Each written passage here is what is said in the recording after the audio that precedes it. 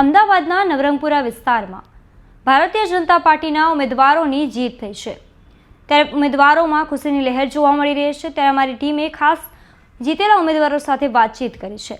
નમસ્કાર, તમે જોઈ રહ્યા છો ગુજરાત પ્લસ ન્યૂઝ અને હું છું બબલ। તો આવો સાંભળી જીતેલા ઉમેદવારો જીતને લઈને શું કહી રહ્યા છે અને હવે જનતાના અપેક્ષાઓને કેવી રીતે તેઓ પૂર્ણ કરશે।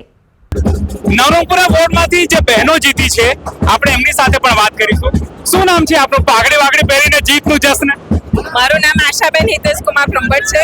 ભારતીય જનતા પાર્ટીમાંથી અમે લોકો આજે ઉમેદવારી નોંધાવી હતી અને આજે અમારી પાર્ટીની જીત થઈ છે, અમારી આખી પેનલની જીત થઈ છે। સવાલ એ છે કે તમારે ત્યાં હવે વિકાસના કામો કરવાનો પડકાર હશે। નવરંગપુર એમાંય વિકસિત છે, શું કરશો નવું?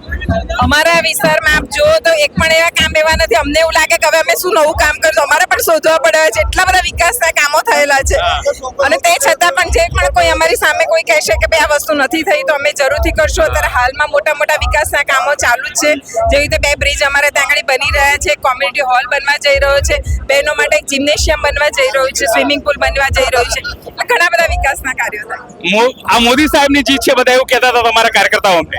સાચી વાત છે, મોદી સાહેબની જ જીત છે। મોદી સાહેબે જે કરેલા કાર્યો છે એની જ જીત છે। જન સમર્થ વિકાસ ને જન સમર્થન ભાજપને।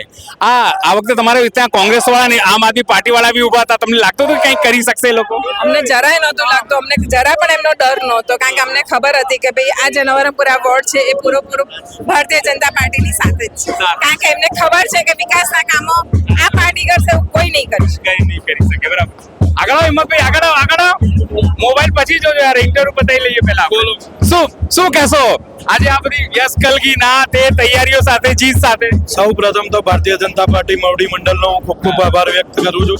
નવરંગપુરાની પ્રજાનો જે ભર ગરમીમાં અમારા માટે મત આપવા નીકળ્યા તે સૌ પ્રજાનો હું દિલથી હાથ જોડીને આભાર માનું છું। મારા નવરંગપુરા વોર્ડના સૌ કાર્યકર્તા મિત્રો, નાનાથી મોટા લઈ સૌ કાર્યકર્તા મિત્રો સવારથી લઈને સાંજ સુધી ભર તડકામાં ટેબલ છોડ્યું નથી, દરેક કાર્યકર્તાનો હું હાથ જોડીને નમન કરું છું જેમને અમારો સાથ આપ્યો છે, તે બદલ હું સૌનો ખૂબ ખૂબ આભાર માનું છું। આ જીત કોની છે?